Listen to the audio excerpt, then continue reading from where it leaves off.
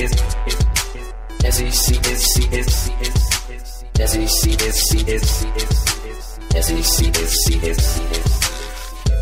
our coverage. It's what we do. That's all we do every Thursday At 5:30. College football. Mountain West Conference. Doesn't matter. SEC Is all that matters. Nick Saban Is crazy. Yeah. And that's all. Let's start the show. Good evening, faithful listeners. Welcome into another exciting edition of Outputting Our Coverage. We know it was very tough for you last week with no show to tide you over, but rest assured we are back. Right. Hit us up on Twitter and Facebook and let us know how you filled that void in your week. I know. Last week. You probably overate, hung out with your family. I'm sure it was terrible. Cried a lot. I'm very sorry that you had to go through that. But we are back now to talk about football. We are in the throes of bowl season, finally. I know you people were very excited that we finally made it to the Little Caesars GoDaddyPizza.com /Orc Bowl. Who wasn't excited about that? Yeah, I mean, I'll tell you who wasn't excited about it. The however many seats are in Detroit Stadium minus 8,000. Right. The empty seats that were in that stadium last night. Pretty much been business as usual for the bowl games so far. I think everyone is doing pretty decently in the standings so far, right? And the official Outputting Our Coverage Bowl Pick'em. Most everybody's doing pretty well.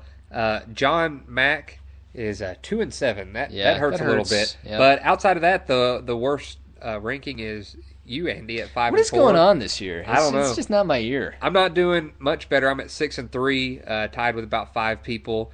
We've got a real big bunch tied at 7-2, and then we have one person, Garrett Burke. Man, he's 8-1, on a just hot solid. streak. Yeah, real hot streak. Don't worry. What I'm telling myself right now, there's still a lot of time to go in bowl season. I mean, really, nothing is set in stone yet. Oh, never, no. But it's a lot of time to come back. All of that is considering that we did just have a game-go final. The Military Bowl, San Jose State was victorious 29-20 over Bowling Green. So offense beats defense in that game. Interesting.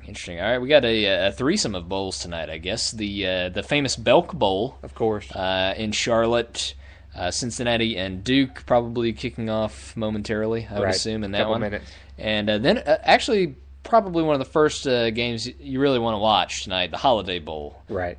Baylor, UCLA. Should be a lot of points. Yeah, if you are a fan of scoring, you want to tune into that one. Yeah, so really the start of actual bowls, maybe you could say, starting tonight, although then it kind of goes back to crap again. Right, Ohio versus UL Monroe. Right. So let's review kind of what's happened already, and then we'll look at what's coming ahead. And we previewed most of these games in our show 2 weeks ago. Tonight we're going to preview the all-important BCS games with a very prominent exception.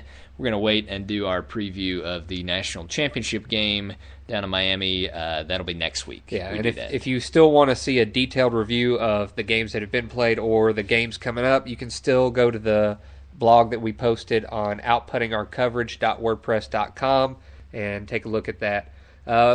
Arizona and Nevada got us started with the New Mexico Bowl. That was pretty exciting. Did you watch that one? I did not, no. Okay, so Arizona is down 13 points with 90 seconds to go.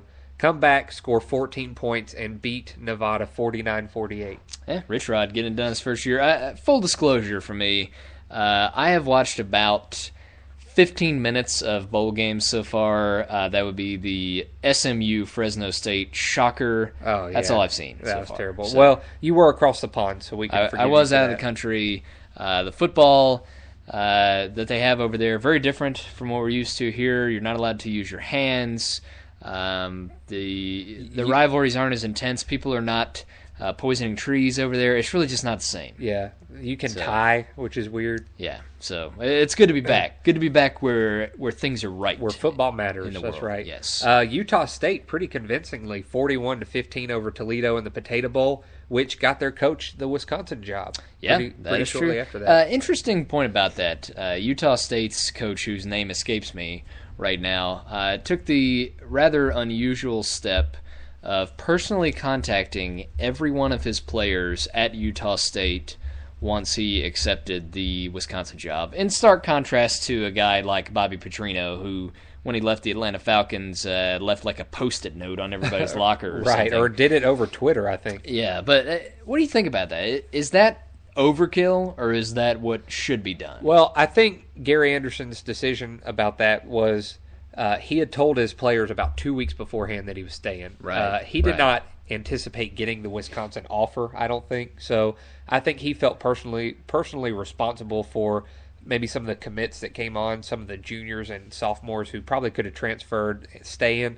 I think it's a class act move, but yeah, I like it. Yeah. I think all coaches should try to aspire to do that. It's probably not realistic in all cases, but I can see telling the starters, right? Or maybe even yeah. some recruits that you got to come in. Yeah, and I think Wisconsin made a pretty good hire with that guy. I think so. I think that's a great hire. Yeah, if you can win at Utah State, you're going to do okay with some. I real actually talent. think he'll probably do better than Brett Bielema did there. I was I don't never know. really that sold on Brett Bielema.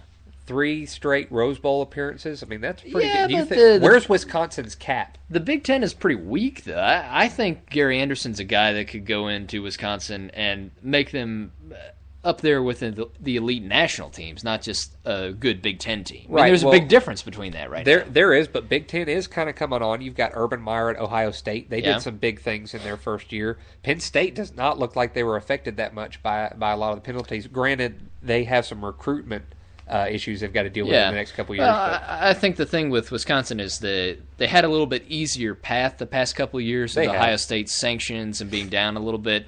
It's going to be tougher for them now. Ohio State is going to be a real threat, as you mentioned, Penn State as well. And I think some of the other teams, Michigan is on the rise as well. Speaking of Michigan, let me ask you this question real quick.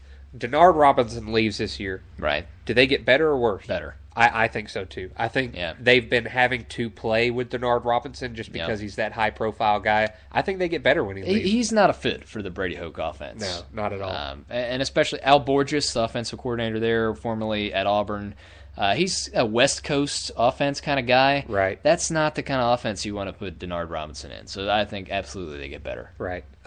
Did you see the Mormons come out and just do you well? I think you picked BYU, didn't you? I picked them. You never bet against the Mormons, David. I know. Ever. Because time and time again, I was about to say something really offensive. Should I do it? Yes. Should I go ahead? You should definitely You do should that. never bet against a culture that allows you to have more than one person in your life that will nag you incessantly. It's just crazy and maybe simultaneously brilliant. Maybe it cancels each other out. I don't know. I don't know how that works. I don't know, but whoever was nagging Kyle Van Noy, he took it out on the entire San Diego State offense. Yeah. He was a man-child. All right, check out these stats. 9.5 tackles, a sack, a forced fumble, a fumble recovery for a touchdown, a blocked punt, and an interception return for a touchdown. That's a pretty good day. That's just another day at the office for That's a Mormon. right. So he was all over the place. They took out San Diego State and looked good doing it, 23-6. The UCF Ball State was not nearly as competitive. The field looked terrible at Tropicana Field, by the way. So that was pretty boring, 38-17 UCF win. Any comments on that one? Go Beef O'Brady's, Right. I guess. Louisiana Lafayette was a little bit more exciting. East Carolina actually showed up probably for the first time this year, but Louisiana Lafayette won that one 43-34. Washington really made it a close game with Boise. Only I was losing by surprised 2. to see that score. I really thought Washington was going to get annihilated, but Washington, a team that's just very spastic this year. They very are. difficult to figure out. Can't figure out who's going to show up on any given day. Then you already hinted to this one, the Hawaii Bowl. What part of the game did you see? I saw the parts. I started watching at the beginning. Okay. So I saw Fresno State just getting it handed to them, which was very puzzling to me. I don't understand exactly where that came from. SMU really hasn't beaten anybody all year. No. Massachusetts was one of their key victories. So, But I don't know. The key factor I forgot in this one was June Jones. This is true. SMU's head coach, longtime Going coach back at to Hawaii. Hawaii. They love him in Hawaii. He's just super successful there. I don't know, but I guess we should have looked more at the X factor there, or the J factor. The J factor, I guess, is what was going on. The J factor came up and bit us. Yeah. Let's see. Then we had Western Kentucky last night losing to the Chippewas. of Very Central surprising Michigan. to me as well. Maybe the fact that Western Kentucky's coach Willie Taggart leaving to coach at South Florida. Maybe that has something to do with it. I don't know. But I really thought Western Kentucky was a much better team. Oh, yeah. I just don't get it. We were pretty similar starting this poll out. Everybody picked Arizona. Everybody picked Utah State. Where we really started getting some differences was the BYU game. Yep. Really got some splits off of that. The UCF Ball State. So I think the most wild that we've been is nobody or one person picked SMU. Can you guess who that was?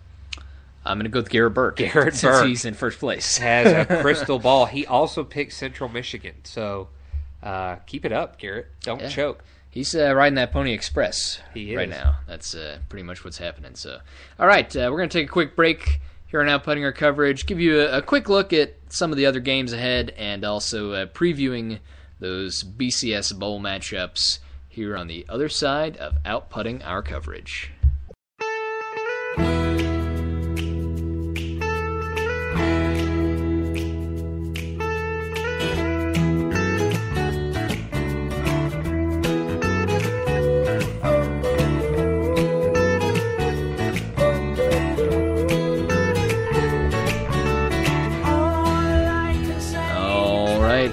Welcome back into Outputting Our Coverage. Turns out, looks like we have made another bad pick already. I don't know. Garrett Burke picked Cincinnati, so we might be safe. Yeah. Might be safe there. Duke already up. Presumably will be 7-0 in that game over Cincinnati. We thought Duke would just be happy to get to a bowl game. Turns out they actually want to play in one. Yeah, oh well. We'll see. There's a lot of game left. There is. It's actually 6-0. No extra point pending. Huh. So maybe they missed the extra point? I think they did. Interesting. It got blocked. Oh, that's probably a sign of things to come. Yeah. Good job, Duke. You couldn't even get the extra point right. Yep. So we'll see how that one goes.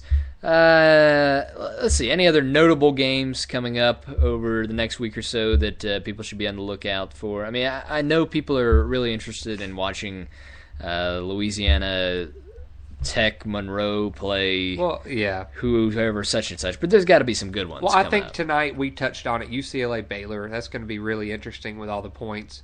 Texas Tech Minnesota. That's going to be extremely one-sided. Trying to think here. Syracuse West Virginia would be worth watching, I think. That'd be the Pinstripe Bowl. I would tune in for that one. Texas Oregon State. Yeah, that's worth watching. The Alamo Bowl would be pretty good. I'm interested to see Vandy play in the Music City Bowl. Yeah, NC State. That's probably a really good matchup. Right, there. That's coming up. That's New Year's Day. So yeah, or New Year's Eve. Nice little home game, basically for Vandy there. It in is Nashville. The big marquee game is the Chick-fil-A Bowl, LSU Clemson. That'll probably be pretty interesting. So all right, let me ask you this: better non-BCS SEC game, LSU Clemson or Texas A&M Oklahoma? Texas A&M Oklahoma, and I'm not even going to think twice about that. I think Johnny Manziel plus a pretty high-powered offense at Oklahoma when they're running correctly, that has potential to be very entertaining. LSU, they just pound the ball. They get lucky. I'm tired of looking at that. Yep. To be honest with you. All right, so yeah, we got LSU, Clemson in the Chick-fil-A Bowl, the Gator Bowl, Mississippi State and Northwestern, that on New Year's Day as well. Of course, Georgia and Nebraska playing in the Capital One Bowl, also on New Year's Day, and in the Outback Bowl, South Carolina and Michigan. So some pretty good New Year's Day games. I think so. We're getting into the meat of the games. Much better than the Northern Illinois Florida State game. Yeah, which unfortunately we still have to preview as part of our. I'm not letting you get out of it. Yeah, you know all how right. that goes. So, all right. Well, let's start BCS preview. We've talked about Wisconsin quite a bit already. The Rose Bowl, Wisconsin making an appearance for the third straight year, playing a little bit of a non-traditional opponent though in Stanford. Right, which is different. But you were expecting a UCL or USC. Maybe even a UCLA and Oregon in this game, but Stanford really kind of was strong all the way throughout. Nobody talked about them. Yeah, Stanford, a team that I've been talking about all year for their ability to stop the run. For most of the year, they were holding opponents to an average of about 40 yards a game, something just ridiculous. And Stanford, quite an oddity in the Pac-12 these days. A pro-style offense, pretty much to the extreme. They are. It's not really something you see out there anymore. Very physical on offense and defense. You'll see Stanford come out at times in 3 tight end sets on the 50. I mean, they want to run the ball. I really think this has the chance to be the quickest football game in all of the bowls because Wisconsin and Stanford both love to run. They only pass when they have to. I think this one goes through with almost no time stoppage. Yeah, Wisconsin on the running back front, Monte Ball has improved as the year has gone on, got off to a pretty slow start, and as Ball goes, so does Wisconsin. They started off pretty slow as well. Heated up toward the end of the season, culminating in their shellacking of Nebraska. Something like 70-0 in that game. But in my opinion, I think this is going to be a pretty one-sided affair. I think Stanford's going to run all over the place. Wisconsin, in the midst of a coaching change, certainly a lot of distractions to deal with. You add that on top of a team that I don't think is as good as some of they've had in the past, and to me, easy decision. Yeah, I wouldn't count Wisconsin out. 6.5 point spread. I think they actually get closer than that. I just think this has been a team. They were terrible early. They've gotten better as the years gone on. They're really kind of up and down. They have a long time to prepare for this game. They've got the meat on the line to match up with Stanford in a lot of areas. I think Stanford does win this, but I think it's a lot closer than maybe the line predicts. Okay. So that, of course, always on New Year's Day. The fun parade and all the stodgy traditions, all those things that Big Ten and Pac-12 fans like, I guess. Well, when you're not getting a crystal ball for a trophy, you got to do something. At least you get a rose or something. I guess that's nice. Let's move from the Rose Bowl to David's favorite matchup, the Orange Bowl. Yeah. Northern Illinois, Florida State, traditional rivals matching up in this one. Of course. Northern Illinois is an interesting pick for this bowl. I understand you have to get somebody out of the BCS, but, they've got the record. They've got the numbers for it. They just don't have the opponents. I mean, they're notable wins. Ball State, Toledo, Kent State in double overtime. Those are their wins. Everybody else is kind of cupcakes. I just don't see it.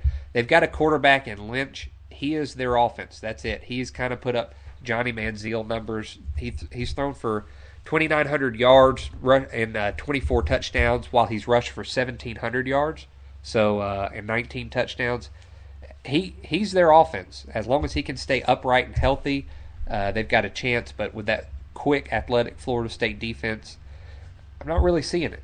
Yeah, the thing with Florida State is that a lot of times they will play to the level of their opponents.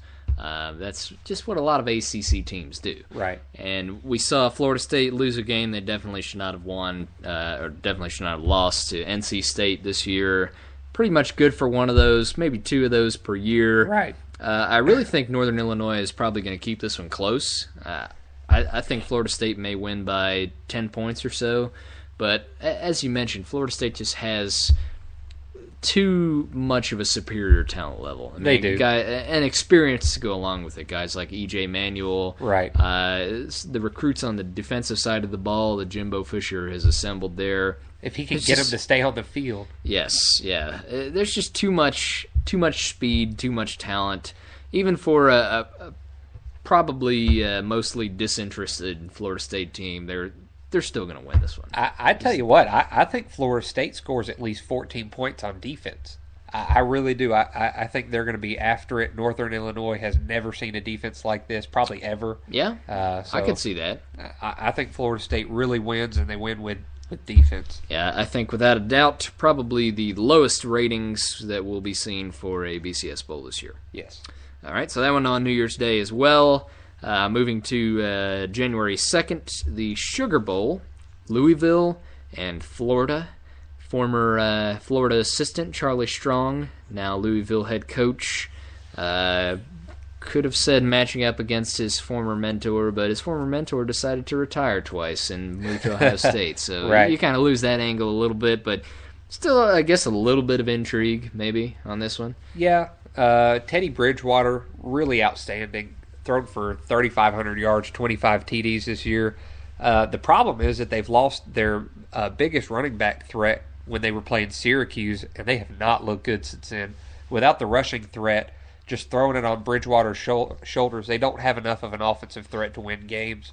Florida, on the other hand, has looked really good. They had some ugly games towards the end of the year, but a lot of people were arguing that had things gone a different way, Notre Dame loses that last week to USC, Alabama would be playing Florida for the national championship. Yeah, so. I'm still not 100% sold on Florida, specifically because of their offense. I think they still have some issues they need to work out there, but Florida's defense is, without a doubt, one of the best in the country, especially against the run. And you mentioned Louisville with rushing problems already.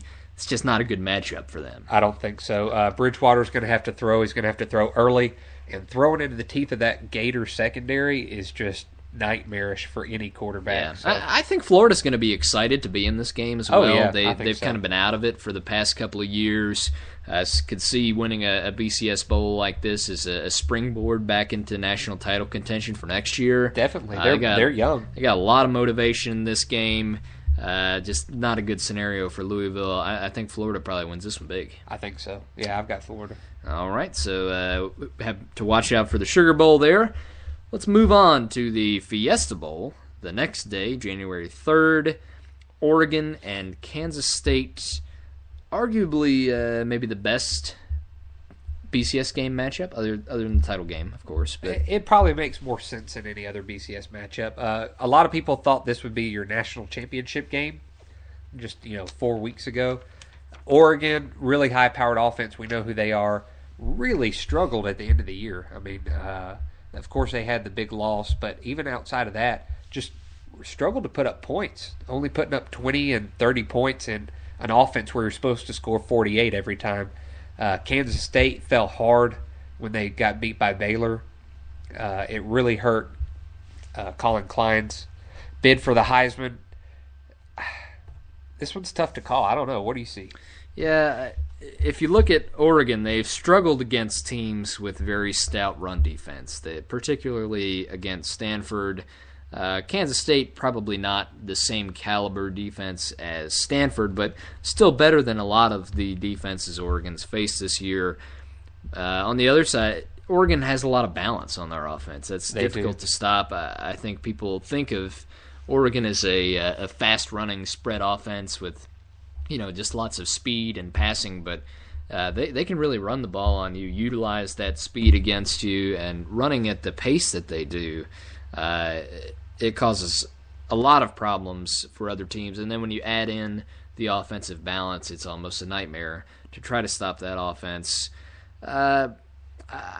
Even saying all that, though, I just got a feeling. You know how my feelings usually turn out for me. I do.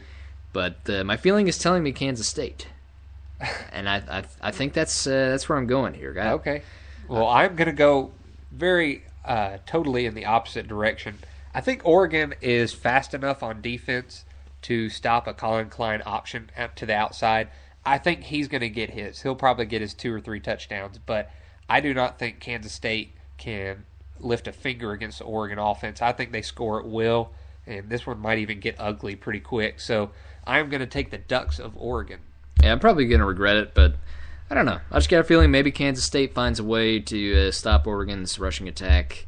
I really can't put any logic on it, but as we have seen so far with bowl season, this should be my best picking time of the year because logic not required. Right, especially considering Duke is up 9-0 in the first quarter on Cincinnati. What is going on there? That's just some craziness. So we'll give you a few seconds to process that when we're going to take a quick break here on Output Air Coverage. But stick around. We'll be right back. I wish you would step back from that ledge, my friend. You could cut ties with all the lies that you've been living in. And if you do not want to see me again, I would understand. I would understand.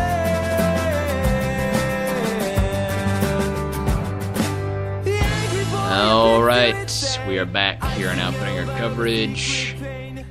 We have come to the end of our bowl discussion, so now we're going to do what all of you just wish we would do every week. Freestyle. That's right. The first thing that really kind of popped out into my mind was we've talked about Chip Kelly and his high-flying offense at Oregon. A lot of talk about Chip Kelly going to the NFL this year. Do you see his style of offense transitioning into the NFL at all? I don't know. The thing with the NFL is over the past couple of years, they've adopted more and more collegiate concepts with greater degrees of success, Right. I think. I mean, you've seen the Wildcat coming in. You've seen the Patriots running some hurry-up kind of stuff this year to varying degrees of success with all these things coming in. But I think there's a much greater chance that his offense could work now than a couple of years ago. But ultimately, I feel like it would lose a lot of its advantages. I mean, it's built on speed and taking advantage of perceived lack of conditioning on Right. defense. I don't think that would be such an advantage in the NFL. Also, it's predicated on the defense making a mistake. Right. So if the defense doesn't, your job on defense in the NFL is to play defense. That's all Right. you do. But I think he'd have more of a success running an Washington Redskin type of offense Yeah. with what they've done with RG3, the pistol option maybe, mixing in the pass just when you have to have it. I also think, over in Seattle with Russell Wilson, what they've done with that pro-style offense doesn't look anything like what Chip Kelly's used to running, but Russell Wilson does have the option to run on a couple plays. So. Yeah, let's give Chip Kelly some credit. I mean, I think he's capable of adapting. Probably. I think if he got to the NFL, he would understand that doing exactly what he did at Oregon is probably not going to work. He's going to have to do things a little bit differently. But the flip side to that is that he'll have much better players to work with in a different style than he would at Oregon. I mean, he's not true. going to get the really bulky, size-laden guys Right. at Oregon that he'll have to work with in NFL. Well, So but he you also adapt. doesn't. He also doesn't get to pick who he has to work with. true. That's true. Exclusively. So I really think it's going to happen, though. I think there's a cloud of some sort of NCAA something probably looming at Oregon, and just the threat of that enough, regardless of how likely it is to actually happen. I think that's enough for him to finally say, you know what, I think I'm going to move on, try something different. So where does he go? A lot of rumors with the Jets, the Bills, maybe even the Jaguars. I don't know. I mean, we all know that I'm not as much on the NFL as some people on this radio broadcast, so I'm not really sure which team he might go to, but Jets may be an intriguing I think that would be They're pretty pretty terrible. interesting. They so are. They're bad. anything would be better. I right? think it'd be interesting to see him go to the Bills and then see Michael Vick get picked up. Oh, that would be very, very I interesting. think that'd be pretty cool. All right, different question since I like putting you on the spot. We have not talked about this off air or anything. Who do you think in college right now, they have to be a coach in the college ranks right now, would do the best in the NFL if they were to make the transition today? I think a lot of people would say Nick Saban. He's tried it once. It didn't Not really a lot work of out. success. Yeah. Really, I'm going to go with a wild card. I would say maybe David Shaw at Stanford. Okay. You see a guy that had mentored under Jim Harbaugh, who has had tremendous NFL success. Tremendous and immediate. Yeah, and David Shaw has continued a very, very NFL-influenced style of play at Stanford. I think he could have a lot of success. Okay, there. I like that. I like Yeah. that answer. I would probably say, Nick Saban would have success in the right circumstance. He's been linked to the Browns job, I think in large part because of Trent Richardson is there. But even Trent came out and said, "Yeah, he's not going anywhere. I mean, he's Yeah, just why would you go?" I really there's he tried it once. I mean, like Steve Spurrier tried it once, didn't work out for him. You come back, and I think those guys they think there's something out there in the NFL, something different for them to conquer. But once you go do it, you realize that you can't have the kind of control in the NFL that you can in college. More hours. The players get paid more than you do. Right. He has It's- less respect. That's just it doesn't fit into Saban's scheme. No. It won't work that way. It doesn't. So. All Okay. right. One last one. What would be the scenario in the next 5 years outside of NCAA regulations that knocks Alabama off of their current track? Can you think of one? I mean, history has shown us that even the self-proclaimed dynasties like USC and everybody Or they Nebraska fall for- eventually. Yeah. But I mean USC's was really kind of because of NCAA sanctions. It was. I think it's got to be Nick Saban leaving for one reason or another, and the only realistic reason realistic probably is the right word, but within the next 5 years or so, I don't think he's going to retire. No. I don't think Nick Saban's a guy that's just going to sit around in his home and not do anything. Right. So there's no reason he would retire. I mean, pretty much the only thing I could see coming up would be either NCAA sanctioned. I don't even think the NFL's that reasonable. That's Either true. some kind of sanctions or could they lose enough coordinators for it to make that big of an impact? I don't think the coordinators are the ones running the show there. I mean, it's his program. He gets the guys that fit his mindset. So, I agree with you. I think if another school comes along, like Texas, for instance, if they decide to make a change and they just throw out an obscene amount of money, do you really think it money matters to him? I mean, he's got a recruiting pipeline right now at Alabama. I mean, I'm just hypotheticalizing here. I got you. I think it's very unrealistic that he would leave, but the only way it might happen is if another college program comes along that's willing to give him total control and just an obscene amount of money. And probably the only school that could realistically do that is Texas. That's true. Give him an extra $10 million. Yeah, I mean, how tired is Texas of being terrible? That's pretty much what it amounts to. Are they willing to pay up? Because that's what it would take. Yeah, but that's true. I really don't think it's going to happen, to be honest with you. He's not going anywhere. I don't think so. All right. We talked about Alabama a little bit. Let's talk about what's been going on in the Plains. Okay. Some interesting assistant coach hires and non-hires so far. Let's talk about one that didn't happen first. Damian Craig, coach at Florida State right now. Right. Excellent recruiter. Pretty prominent former Auburn quarterback on the 1997 team. Had a public offer to come back to Auburn and coach. Turned him down. What do you make of that one? Big deal? No, I don't think so. Florida State, high-powered.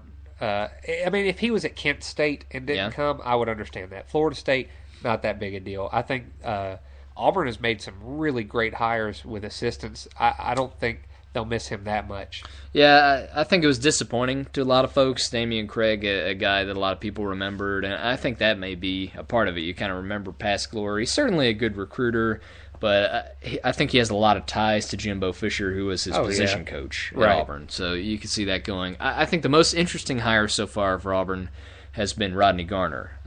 The defensive line coach was at Georgia for about 15 years. Excellent recruiter. He went to Auburn as well. Gene Chizik tried to get him to come back before. Didn't work out. Coming back now. Personally, I think it's interesting that some of these guys are willing to come back because the defensive guys, especially for Auburn, kind of have things stacked against them a little bit with the offense that Gus Malzahn runs. I think it's the opposite. I think they're going to have the freedom to do what they want to do on the defensive side that they wouldn't have at another university. Right. Yeah, I mean, it's certainly going to be a different scenario than it was under Chizik. I think we've seen with the hires, especially virtually all the guys that have been hired for the defensive positions are guys that have coached with Ellis Johnson, the defensive coordinator, before. Right. Very different scenario with the hiring than under Gene Chizik, where it was more Chizik handpicking the guys and telling the coordinators, this is who you're going to work with. You got to deal with it. So a different approach. I don't know that it's necessarily better or worse.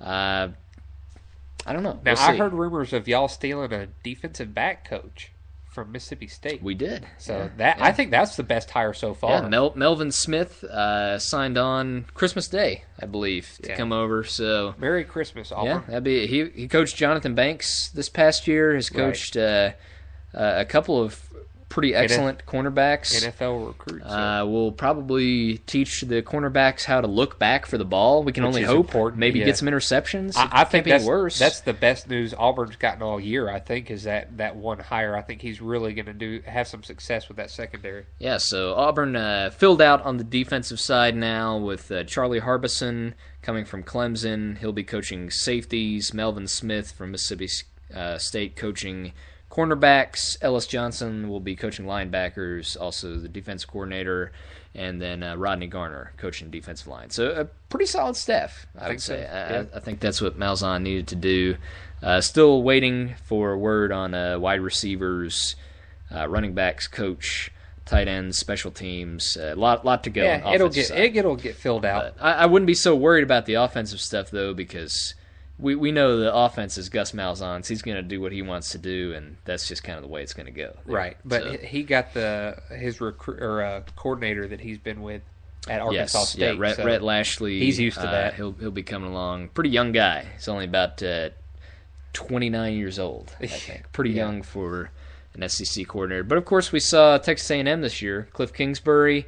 He was 30, I believe, offensive coordinator for them, and now head coach of Texas Tech. What do you think of that? Good move? The perfect fit, I think. Former Texas Tech quarterback, installs the system and runs it at 2 different places in Houston and then again in Texas A&M with great success, and then coming back to Texas Tech running it.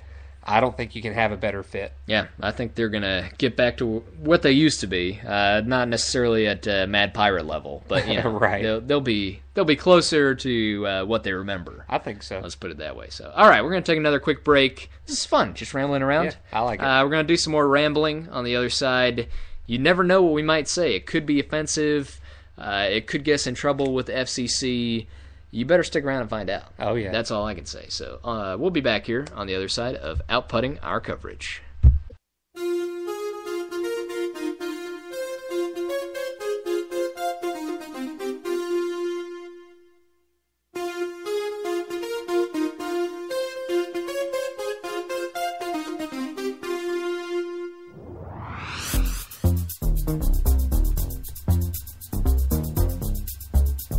Welcome back to the final minutes of the Outputting Our Coverage show. We have run out of content. We are freestyle rambling. Yeah, and Duke is winning 16-0. It is just a bizarre world right now. Right. Speaking of bizarre, we'll talk a little NFL. I know you don't like the NFL so much, but these are real big college personalities who we grew up with. Now they're in the NFL, so I think it'll be okay. Wait. I know who you're about to talk about, and you say we grew up with. Can we say that about a guy that's younger than us? Yes, we can. Okay. We're still pretty young, so it's okay. Okay, just checking. Right. In the history books, we will have grown up with him. Okay. But, Mark Sanchez is terrible. I think everybody has agreed with that, including the Jets organization, who decided to bench him, which was not a surprise to anybody. The surprise, however, was Tebow did not get the start. They have now handed it to Greg McElroy, the former Alabama quarterback who is third string on the depth chart. Tebow actually came out and was unusually miffed to the media and says he's pretty much done. A lot of reports coming out saying that it's pretty much a done deal. He's going to Jacksonville. What do you think about the whole Tebow drama? I don't know. Tebow, he gets unfairly reprimanded in the media just because, they've invented this story about him that, he does no wrong and he doesn't poop or something like that. Right. I don't know. I mean,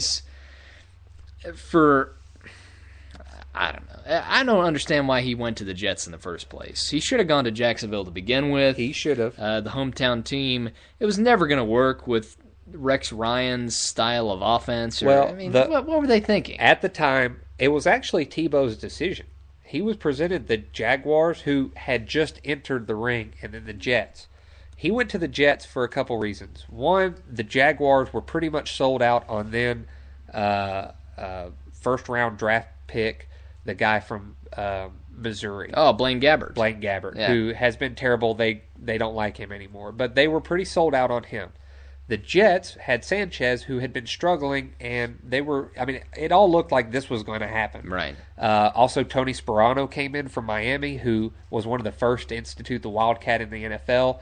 It looked like a good fit, maybe, but Rex Ryan didn't like him coming there. It was not his decision. He never played him any more than he had to. They never even gave him a chance. They still have not given him a chance.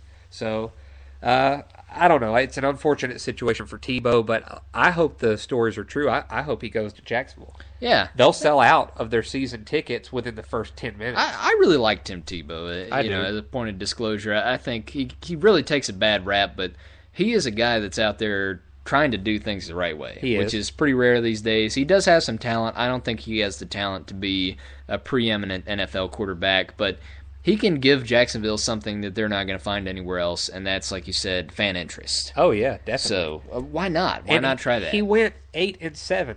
Yeah. At Denver. I mean, He's he not, led them he's to not a playoff terrible. win. No, he needs somebody to coach him up a little bit and change up a couple things. But he's certainly, if you get him in the right situation, he's a guy that can really lead your clubhouse. If Jacksonville could find a way to, I would pay Shanahan, not Mike Shanahan, his son.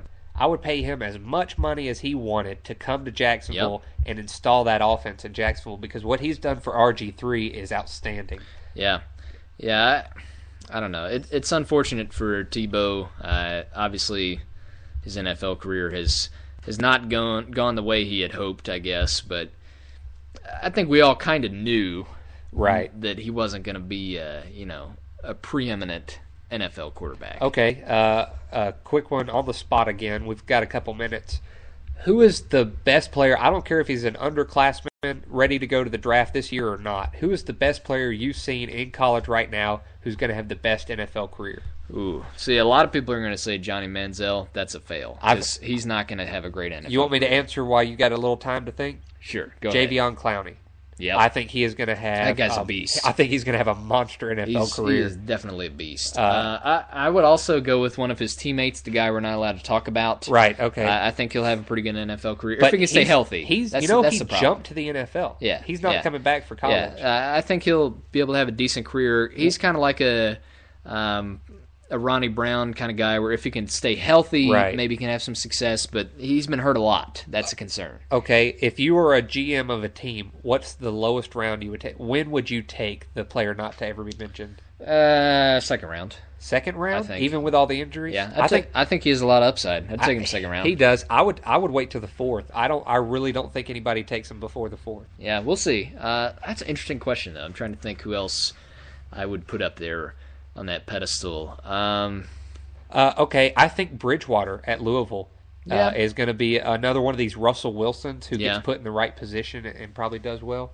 What do you think about Manti Te'o? What do you think his NFL prospects look like? I think he'll get drafted high and people will regret it forever. I think he's a 3-year in the league and out. Yeah. He's undersized. He doesn't make some of the routine plays that you need to make at linebackers. So he's like the Honey Badger. He makes some really, impressive and dramatic plays, but I just don't think that transitions into the NFL. Maybe Marquise Lee, wide receiver, USC. Oh, definitely. I think he's a guy you have to look out for. Size and speed, a really good combination of that. Yeah. Maybe another Crabtree coming in, or Des Bryant. Yeah.